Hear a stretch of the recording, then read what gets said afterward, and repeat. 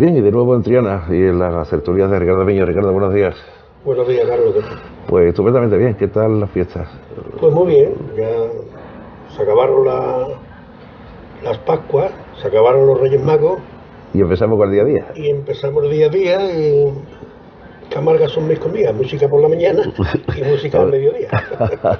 Bueno, dentro de los muchísimos autores y talentos que tenemos aquí para las entrevistas, hoy tenemos uno muy especial y además es una señorita que nos viene de Alcalá de Guadaira. Pues sí, hoy tenemos con nosotros a Paola Hermosín. Es un músico multifuncional, ¿no? O sea que lo mismo toca la guitarra clásico, que puede tocar flamenco, que toca el piano, que canta en inglés, y es una belleza lo que hace, ¿no? Ella es de Alcalá, su padre es un cantador de flamenco, Que también le hemos hecho entrevistas. Antonio Hermosín, y yo tenía ganas de que viniera por aquí para que nos contara algo de su trayectoria, de su carrera, como ella lleva su carrera artística, de lo que está haciendo, de sus principios. Así que, Paola, encuéntrate como en tu casa aquí. Muchas gracias. Paola, buenos días. Buenos días. Bueno, primero, darte las gracias por estar con nosotros. Muchas gracias. Enviar un saludo cordial a tu padre, a don Antonio Hermosín, este magnífico cantador flamenco, y preguntarte un poco, ¿las raíces que te vienen de tu padre o la música ya es innata en ti desde pequeña? Bueno, a mí, yo creo que eso también viene influenciado también por mi padre, porque siempre he tenido la música en mi casa, siempre. Mi padre ha puesto discos de flamenco, me ha comprado cintas de pop, de todos los estilos, de clásicos. He escuchado a Paco de Lucía en mi casa siempre y eso ha influido.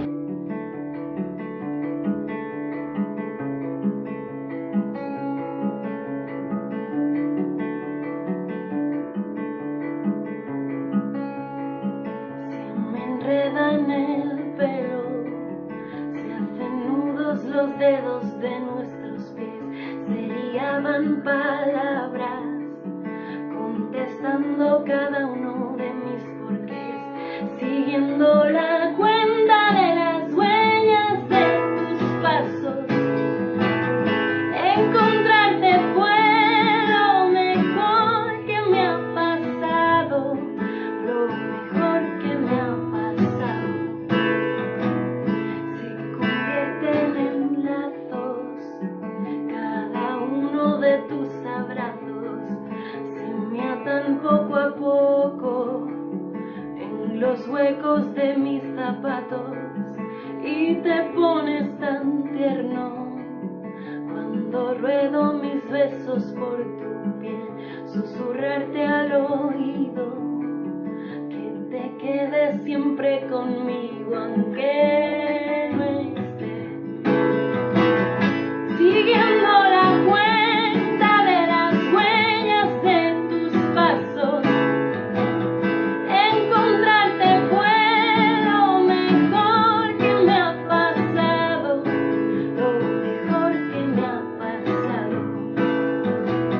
Este verano hace frío, si no estás aquí conmigo, no te robé el corazón, te lo cambié por el mío. Siguiendo la cuenta de las huellas de tus pasos, encontrarte fue lo mejor que me ha pasado, lo mejor que me ha pasado. Los recuerdos bailan al compás de la memoria. Los recuerdos bailan al compás de la memoria. Y se detiene el tiempo, y se detiene el tiempo, y se detiene el tiempo, y se detiene el tiempo. Bueno, uno coge la guitarra flamenca y ¿con quién empieza la guitarra? Empieza directamente con algún particular, ¿no? Antes de un conservatorio, ¿no? Bueno, En mi casa un poco, pero realmente esperamos hasta que tenía edad para entrar en el conservatorio. O sea, que tú eres una mujer que viene del solfeo y viene ya de la armonía, y viene ya de las técnicas lógicas. Es que una cosa es ser autodidacta y otra cosa muy distinto es ser un músico de carrera, ¿no? Muchas veces cuando le pregunta a un músico dice, pero yo soy músico, y dice, ¿qué más? O sea, 14 años estudiando, le pregunta, ¿y qué más? ¿No? O sea, el estudio de la música es como el médico, no para nunca, siempre hay que evolucionar, ¿no, Paola? Pues sí, siempre se está uno estudiando, aprendiendo cosas nuevas y siempre tienes cosas nuevas que aprender. ¿Qué trajo el repertorio de música andaluza? Albéniz, Falla, Granado, Turina. Sí, ese es el que más me gusta tocar, sobre todo del siglo XX, español. Y también he tocado desde Bach, barroco, renacimiento, también romanticismo, Regondi. Bueno, estamos hablando de ser una tarea ardua, porque estamos hablando de muchos estilos, diferentes composiciones, diferentes armonías, diferentes técnicas, diferentes sonidos. Todo es tú me hablabas que siempre Ricardo nos dice que la apoteosis del flamenco, sobre todo en el piano y sobre todo en la armonía, Federico García Lorca hace esa reunión, ¿no?, de los grandes, ¿no, Ricardo? Con Albéniz, con Granado, con Falla. Bueno, el flamenco no deja de ser también una música clásica, porque el flamenco hondo, las soleares, la sigrilla, la bulería, está considerado como dentro de un estilo de música clásica también, ¿no? O sea, lo que pasa es que, claro, todas las músicas tienen una apertura, ¿no?, que van cogiendo de otras músicas y lo van incorporando, ¿no? Pero la raíz no deja de ser una cosa clásica. O sea que nosotros estamos considerados en el mundo entero, en el extranjero, como una cosa clásica. O sea, nosotros, yo que me he movido bastante afuera, pues hemos trabajado a lo mejor en los teatros donde hoy había un grupo de flamenco y al otro día había un tío tocando Juan Sebastián Bach, ¿no?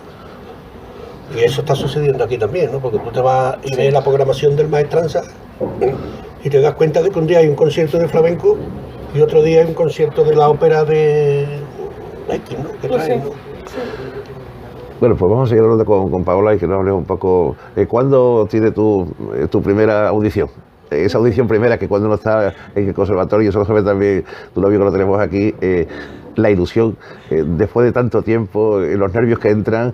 Y fíjate, curiosamente estuvimos con Pedro Ricardo, su hijo, que es un talento y dice que cuando va al conservatorio suyo se pone nervioso.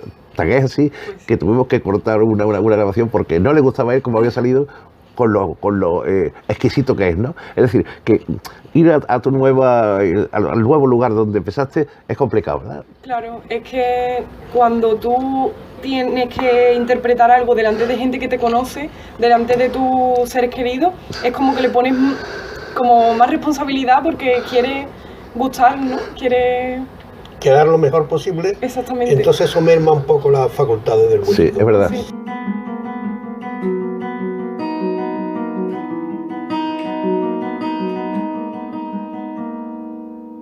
Quiso hacer su vida dentro de una botella de ron, donde el barco de papel que guardaba se hundió. ¿Dónde está tu ego?, preguntó, y no lo supo ver. Alguien se lo comió. Besa la osadía de camuflarse entre su mente y en lugares donde ya no está. Llega y se disgusta cuando nace la impaciencia que no espera y le dice que a veces me falta, que me eches en falta, y un momento difícil se muere en tu calma. Tan fácil, tan fácil. Tiene en una mano lo que sobra de una habitación vacía, ya no están los demás. A veces duda de algo, a veces piensa que no tiene nada que perder. Se arriesga y dice que a veces me falta, que me eches en falta, y un momento difícil se muere en tu calma. Tan fácil.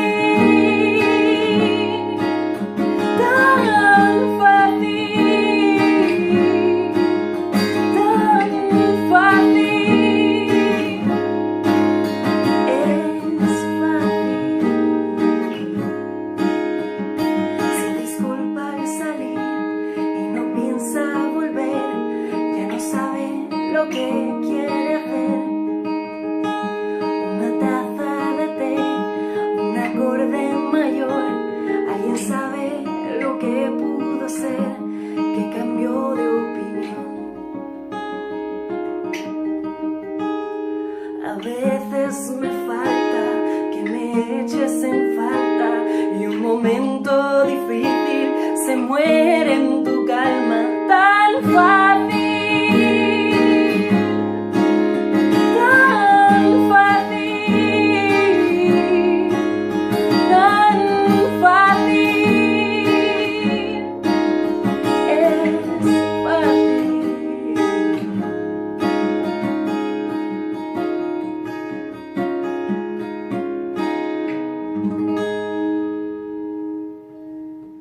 Es cierto, Entonces, es cierto, y es Ricardo. una tontería, una tontería, pero claro, eso es una responsabilidad también, que es desgraciado el que no tenga esa responsabilidad, porque entonces sería un témpano de hielo, ¿no? No sentiría ni padece, ¿no?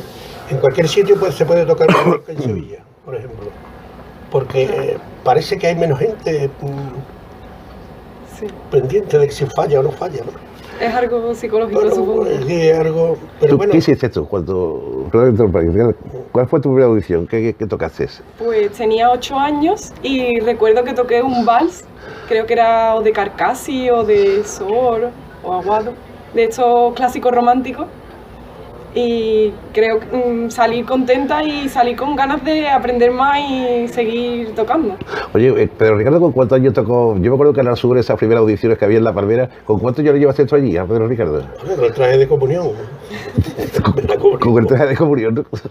Hay un vídeo muy gracioso de Cádiz, y claro, cuando lo vio tocar empezó a llorar, ¿ves? Ay, si tuviera un niño así, decía, no mire, simpático, y él mirando así, muy gracioso. ¿Y después cómo encamina tu carrera? ¿Cómo encamina? Sí, una vez que ya empieza tú a los 8 años, empieza con solfeo y lógicamente ya va progresando. Sí. Enseña las primeras técnicas, pero ya después entra uno en lo que es la materia de la guitarra, que es muy complicada, y la clásica mucho más todavía que la flamenca. Vamos, ya es una locura, ¿no? Me refiero por los matices que tiene, ¿no? Mientras la guitarra puede rajear y puede buscar nuevos encuentros, la clásica no te puede... Todo es interminable. Sí. La guitarra flamenca se puede estar ahora mismo a una altura que es casi igual que la... Vamos, es que prácticamente es otro estilo, pero tiene su dificultad también. Tiene su dificultad y su técnica, y a la altura que está ahora mismo la guitarra flamenca, pues técnicamente está a la misma altura que puede estar una pieza clásica. Yo creo siempre que la guitarra flamenca tiene además la capacidad de la improvisación. Del duende, del quejío, de sentirte bien, más cómodo. El pentagrama es mucho más, rígido, es muy rígido, no te puedes ir ahí. Aunque cada uno interpreta lo mismo de distintas formas. De distintas formas, es curioso, ¿eh? Nunca se toca igual. Y hay piezas de flamenco que están empezadas y cerradas. Sí, que también. la escuchas hoy y mañana la escuchas y es la misma pieza. También. Lo que pasa es que quizás te da un poco de más margen para poder ponerle tu sello, ¿no? Tu personalidad, pero que en el clásico está sucediendo también lo mismo, ¿eh? Sí, cada uno... Ahora los guitarristas clásicos le están poniendo su personalidad a esa obra, ¿me entiendes? Sí. Y tú escuchas una pieza interpretada, por ejemplo, por, no sé, Regino Sáenz de la Maza o Andrés Segovia, y a lo mejor no son igual exactamente, ¿no? Sí. La digitación. La forma de herir de la cuerda. Sí. La forma de la pulsación humana es que eso ni se aprende en ningún lado ni nada, porque es una cosa muy personal, ¿no? Por eso es un instrumento de pulso, ¿no? Sí. Eres tú, eso nadie te va a enseñar lo fuerte ni lo flojo que... Te puede enseñar la nota, te puede decir, mira, esto es un do, esto es un sol, esto es un fa, y aquí hay una ligadura, pero esa ligadura está interpretada con una fuerza y un tacto, que ese tacto a ti no te lo va a enseñar nadie, no puede enseñártelo. Es imposible. Sí.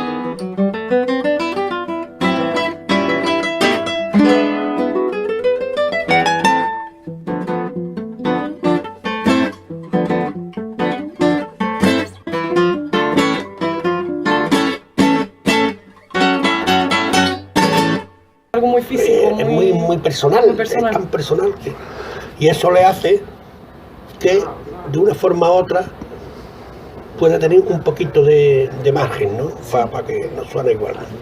Pero dice que después Paola toca diferentes conceptos de música, ¿no? Hace el flamenco, hace el clásico, está haciendo el romanticismo, está haciendo también el barroco, ¿no? Está haciendo técnicas muy depuradas, además con... Sí, pero Paola también toca el piano.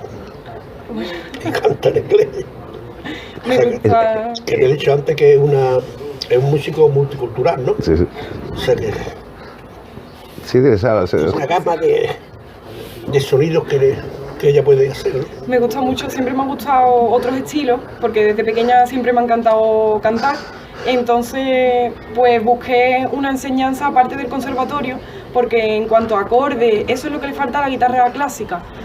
La improvisación, la búsqueda de acompañamiento, porque como es más de carácter más solista, el clásico suele ser, pues siempre he buscado eso y busqué siempre el jazz, el pop, y de ahí empecé a componer canciones, a improvisar un poco más, y acompañarme yo cantando. Hablando del jazz, el jazz es la continua contestación de un instrumento por otro acompañado de la voz, ¿no? La voz llama, el instrumento lo reclama y el otro le contesta. Yo creo que eso es difícil de entender, pero cuando está uno con gente que saben de qué va esto, lo entiende, ¿no? ¿Cómo tú llegas al jazz? Porque el jazz no viene de allí de Norteamérica, no es algo... Pero creo que está muy ya en nuestra música, en la radio, sí, mezclado con el pop, está ya muy, muy presente. Y desde pequeña pues con un maestro del jazz, como es Ismael Sánchez, que me enseñó las técnicas, los acordes, acordes con novena, las tensiones, las séptimas, cómo introducirlo, y de ahí pues ya desarrollé yo mi propio lenguaje y mi forma de... Oye, ¿ustedes de compañero músico había hecho ya algún dueto? Sí, ¿no? Había hecho guitarra, no, piano, guitarra, no. Bueno, ¿El que toca él? Es que es trombonista. Bueno, entonces, Pero algo de Piazzolla o... Bueno, estamos hablando de palabras mayores, ¿eh? Un trombonista no es cualquier cosa, ¿eh? Sí. Es lo mismo que un saxo, un tenor, eso, estamos hablando de otra historia, ¿eh? Sí. Esos son los grandes ausentes de la música, que parece que no están y están. O sea, sin ellos no habría música. Es importante, ¿no? Porque ellos dan unos matices que no da ningún tipo de instrumento, complementa el resto de los instrumentos, ¿no? ¿Ahora qué está trabajando, Paola? Pues ahora hago conciertos. Por ejemplo, hace poco di uno precisamente en el conservatorio donde empecé. Y en septiembre di en el Ayuntamiento de Alcalá, de Guadaira. Y eso, preparo conciertos, preparo vídeos por mis redes sociales, me doy a conocer a través de ahí y doy clases. De ahí me ha salido mucho trabajo como profesora, dando clases particulares o incluso mediante Skype. Como tú tienes un buen padrino que es Ricardo Miño, ya te buscaremos... ¿Cómo lo haces mediante Skype? ¿Que te comunicas con el otro o la chica o sí, chico? sí. Con una aplicación que es como una videollamada y entonces los dos con la guitarra pues me piden clases online y es desde diferentes países, de Jerusalén, Londres, Chicago. Interesante, ¿eh? Fíjate a dónde ha llegado la tecnología, es increíble, increíble. Y además de eso los nuevos ordenadores tienen una acústica extraordinaria, o sea, tú le metes ahí una vídeo, le pones cualquier tarjeta de sonido de alta calidad con unos, en este caso aparatos de altavoces de categoría y es que escuchan el sonido real, no se distorsiona absolutamente nada, ¿no? ¿Se vuelcan con la música flamenca más que con la clásica tus alumnos, me refiero, fuera de España? Algunos sí prefieren aprender los ritmos flamencos o los compases de amalgama, el 6x8x3x4, los ritmos más latinos, les gusta mucho, pero también tengo muchos alumnos que quieren la técnica clásica de Bach, de Sor, de Carulli.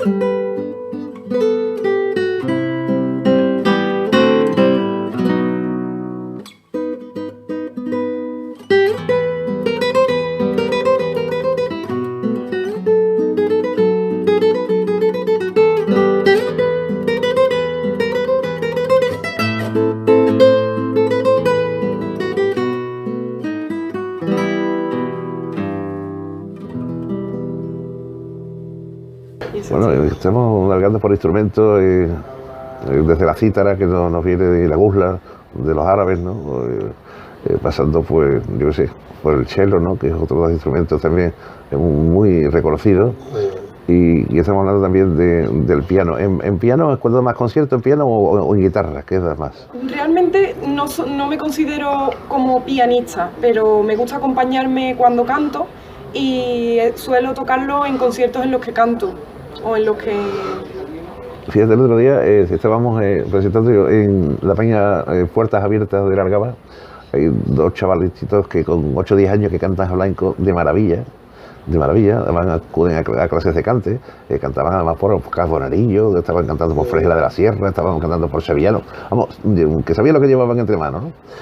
Y yo le pregunté a uno, a Luis, que es el hijo del presidente de la peña, digo, Luis, ¿tú esto que lo escuchas en casa? Y dice, yo en mi casa escucho a Navarro y escucho a esta gente, yo estoy más que saco de flamenco y ya no escucho más flamenco. O sea, que van a hacer flamenco como una clase de flamenco, pero no después el día a día se salta lo mismo que tú, ¿no? Es decir, que les gustan otras músicas, no están siempre metidos y enfrascados en son abiertos, lo mismo.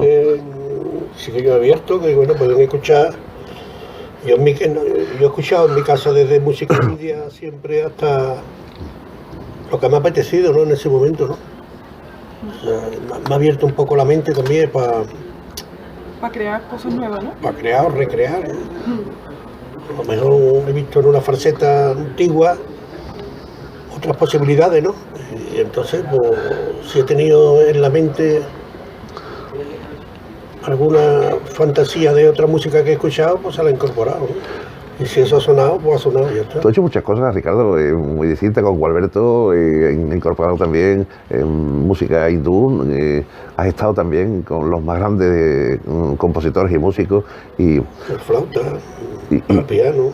Y nunca te ha dado miedo y además innovar y además estar siempre con tendencias nuevas, ¿no? El último concierto, fue un mini concierto, fue en Utrera, en la noche del festival de Curro Fernández, allí, y entonces él y Gualberto pues quisieron acompañar esa noche y hacerle un regalo a Curro, que tuvo una noche magnífica, y fue, y tocaron allí, y cómo sonaba aquello a bulería, cómo sonaba aquellos soleares, eso es increíble, eso es increíble.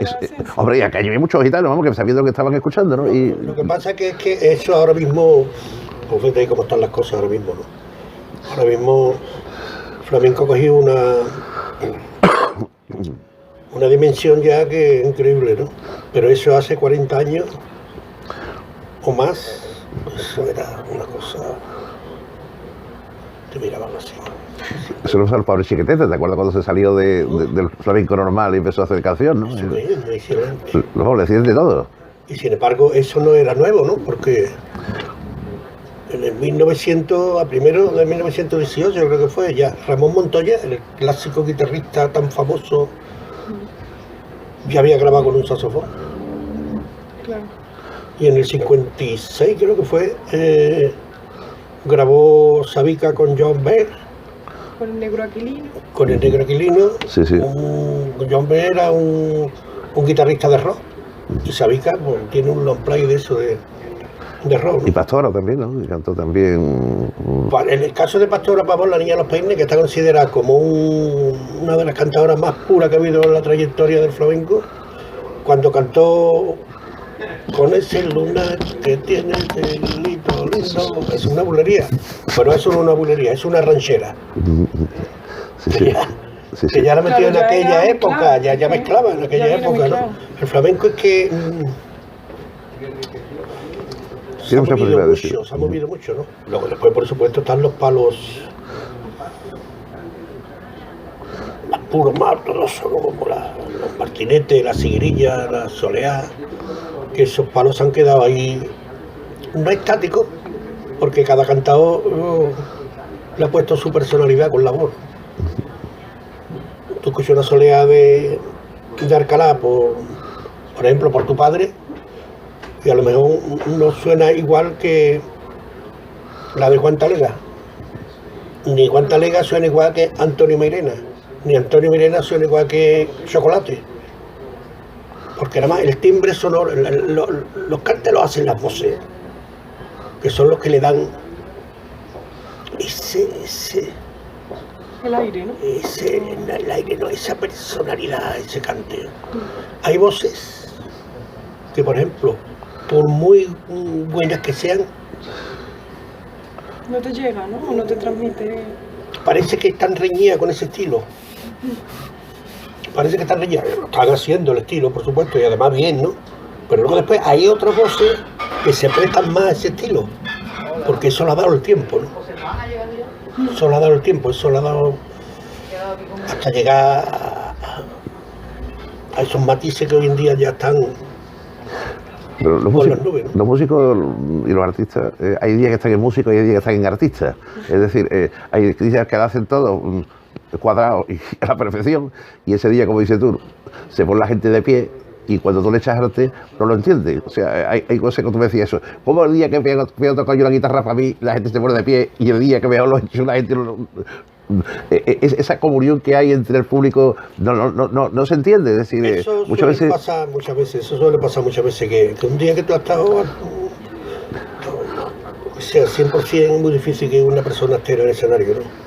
Porque hay que reunir ya demasiadas cosas, ¿no? Para que salga todo. Ya no es cuestión de cómo toque, sino de sonido, de que el público esté contigo desde primera hora, de que el auditorio esté lleno y la gente esté esperando ese momento.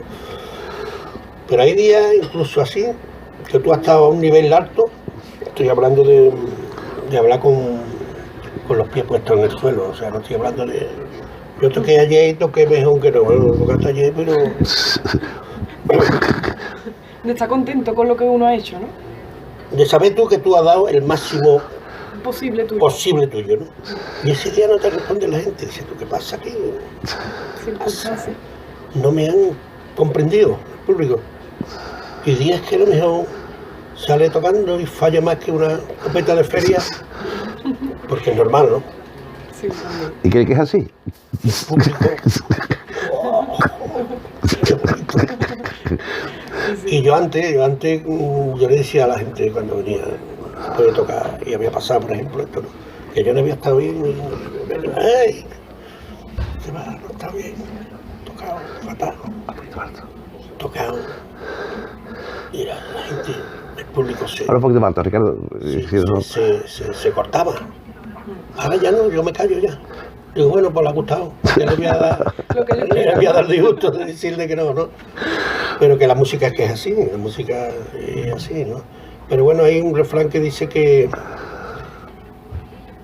preferible tocar mal de verdad que bien de mentira. Pues mira, pues sí. curioso. Cuando tú tocas mal, pero es tu verdad, Transmites al final, aunque te hayas equivocado, ¿no? Sí, sí. Yo también defiendo que somos humanos, que si no Hombre, por pondríamos supuesto. una radio y le das al play. claro, si es que es así, si es que es Pero normal. es importante también que haya fallos. Yo creo que en la imperfección está la belleza algunas veces. Hombre, claro, es Está que- el pellizco, ¿no? Es que para que una cosa sea buena tiene que tener partes regulares, partes malas, partes no sé cuánto, hasta llegar a la conclusión de que todo lo que es eso. Y luego después, sobre todo la guitarra, ¿no? Que por menos de nada el guitarrista es muy susceptible. El guitarrista siempre por menos de nada, hoy no puedo tocar porque la uña, porque Que no roza sé la qué, cuerda. roza la cuerda, escucha la guitarra Y lo y gusta hoy. trastea por todos lados. Y no te encuentra, ¿no? Y no es que no te encuentre, ¿no? Sino que ese día te ha levantado que no tiene ganas ni de mirarte al espejo.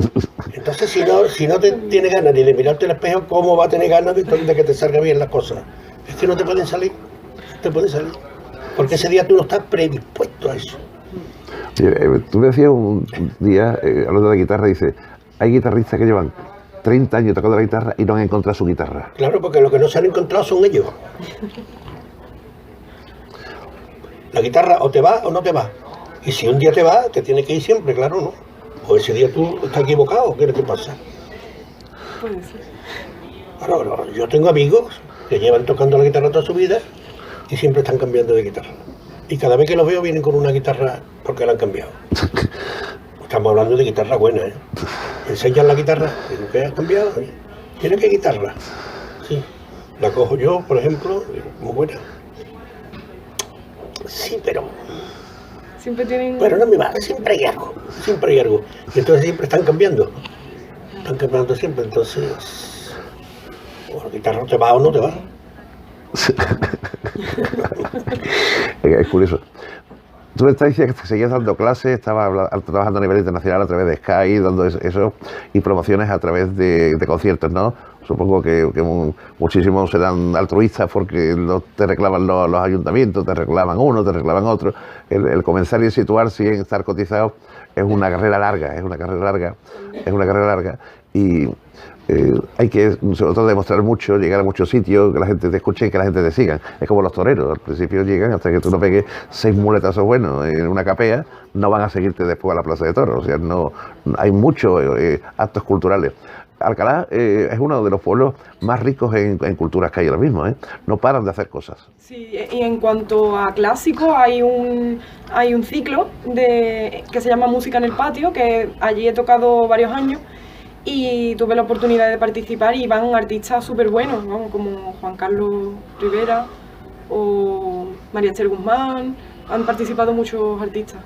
Oye, y música, me refiero, dedicada a la iglesia, ¿ha hecho algo también? Dedicada a la iglesia, realmente no. No ha hecho todavía nada, ¿no? No, bueno, he tocado en alguna capilla, pero no. Bueno, también hay cosas de Händel, ¿no? Que sí habrás tocado, ¿no? Sí, Habrás tocado cosas Brahms, también habrás tocado cosas de Chopin. De Chopin para guitarra no hay, pero... No, piano, me refiero a piano. Ah, de piano Sí. no me he metido mucho en... No, en eso es desfrascado, ¿no? Sí, porque es más como acompañamiento para la voz. Tú sabes que de las giras mejores que yo he hecho por Europa han sido tocando en iglesias. Yo tenía un manager que me llevaba todos los años, me organizaba conciertos en Europa, ¿no? Europa me refiero a Holanda, Alemania, Suiza. Y el 80% de los sitios donde tocábamos eran iglesias. Qué bonito, ¿eh? La guitarra... Muy recogido aquello, claro, la gente, una acústica muy buena, la gente muy callada. ¿Y qué es lo que tocabas allí? ¿Qué repertorio que tocabas? Flamenco. Flamenco. Además solo, sin palma ni nada. Guitarra solo. Flamenco puro. Flamenco puro solo. De todos los temas míos de mi repertorio, claro está, ¿no?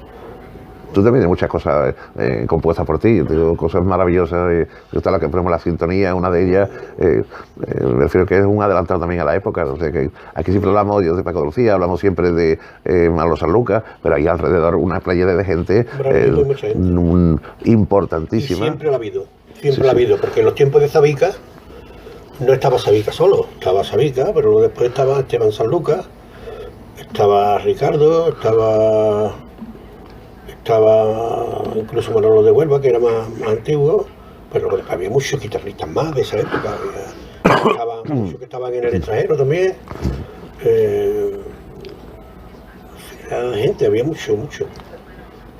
Eso que ahora mismo, algunos con más nombre y otros con menos nombre, pero de una trayectoria enorme, de solistas todos. Ahora mismo yo me estoy codeando mucho con Juan Serrano que tiene 80 y pico de años ya, ¿eh? Juan Serrano que sí ha hecho toda su carrera también en América. Y ahora, Paola, cuando tú das clases, también la das físicamente allí en Alcalá, ¿no? Con niños, ¿no? Tengo alumnos también que vienen a casa y con la guitarra, muy motivados, con diferentes estilos también, para acompañar canciones o clásicos o más repertorio popular. Y ahora pasando a la página del piano y la guitarra, en lo que son sus estimaciones clásicas, dices que canta, ¿no? ¿Qué cantas? Pues me gusta mucho el pop, también el jazz, también me gustan mucho los estándares de jazz, las canciones como de Frank Sinatra, de Billie Holiday, de Ella Fitzgerald. Y eso me acompaño, hago mis propios arreglos para darle mi toque personal y canto a la vez. Y también me gusta componer. Yo creo que compongo con una influencia de todos los estilos que me gustan, desde el clásico hasta el jazz, la bossa nova también me gusta mucho. Fíjate que interesante, ¿eh? Una guitarrista clásico que se pone a tocar el piano y se pone a cantar jazz. Yo no lo había visto, no lo había escuchado nunca. Bueno, de verdad, ahora van a escuchar los televidentes porque vamos a insertar también parte de sus obras, para que vamos a introducirla primero para que sepan quién es Paola Hermosín, qué es lo que toca, qué es lo que canta, cómo lo hace, y sobre todo la juventud que tiene, que es lo principal, es decir, que le queda un camino largo por hacer, pero bueno, está en la línea, es decir, que ya está en un ave, ya lo que hace falta es que rodar a mucha velocidad, pero el tiempo es necesario y el equivocarse mucho más y el que te vayan conociendo es importante. Además, de hecho, Ricardo siempre trae a personalidades tanto conocidas como futuras promesas. O sea, que ha venido gente tan importante, yo que sé, como el que ha venido de Jerez, no ha venido lo mejor, de los flamencos, ha venido del flamenco. Cantadores, es un programa muy abierto, o sea, no solamente de gente de flamenco, ¿no? Sino que... Hemos traído allí a Yoko Tamura, una de las magníficas bailarinas japonesas. Hemos estado asistido aquí a la entrega de un premio que se le dio, y después hemos estado disfrutando muchísimo con ellos. Después vamos a un sitio excepcional que es el Museo de Arte Flamenco de Cristina Hoyos, que es una auténtica joya y además para presumir en Sevilla. Tiene vendido todo, hacen 3 y 4 y 5 actuaciones diarias completos y un público que dice que se emociona. Me dice Carlos, y me dice muchas veces John, el director de ellos, que se ponen a llorar, o sea, no entienden de lo que están escuchando, pero le hace llorar. Yo lo entiendo cuando... Pero eso lo pasa también cuando hablan, yo sé, una canción francesa o una canción, una melodía buena, que lo hacen... Yo recuerdo, siempre decía, en Serrano, en Madrid, en el Whisky Jazz, en un bar con su piano, tenía todos los instrumentos musicales, y cuando salía de trabajar, pues Serrat, Ana Belén, Víctor Manuel, Diango, pues iban allí a tomar la copa, y entonces cantaban para ellos. Allí era donde se escuchaban cosas buenas. Y allí se escuchaba una cosa buena. Yo tenía suerte de que cuando iba a Madrid me quedaba enfrente, en los apartamentos terrenos, y cruzaba la calle y estaba allí, y entonces había que estar allí y aprovechar esos momentos. O sea, esos momentos no eran previstos, sino que llegaba uno, el otro cantaba y cantaban porque querían. Entonces, claro, cuando tú escuchas eso, ya no te gusta ningún concierto, porque lo has escuchado a 2 metros y de corazón. O sea, es que lo íntimo no tiene que ver nada con lo profesional. Es que lo íntimo, cuando tú te estás divirtiendo y no tienes esa responsabilidad de tener que tocar para quedar bien, entonces cuando tú te estás manifestando exactamente como eres, ¿no? Sí. Porque estás divirtiéndote, ¿no? ¿Qué pasó el otro día también cuando estuvimos allí un rato, ¿no? Bueno, pues estábamos allí en Alcalá, y bueno, y que cada uno tocó lo que quiso y que cada uno cantó lo que le dio la gana, y estábamos en el momento a gusto. Pero claro, eso, llevarlo al escenario, pues esa es la diferencia que hay entre un aficionado y un artista, ¿no? El aficionado, hay aficionados muy buenos, pero que luego después no son capaces de hacer eso en el escenario. Entonces, claro, tú puedes cantar muy bien en una reunión de amigos, y ser muy bonito, e incluso cantar mejor que un profesional.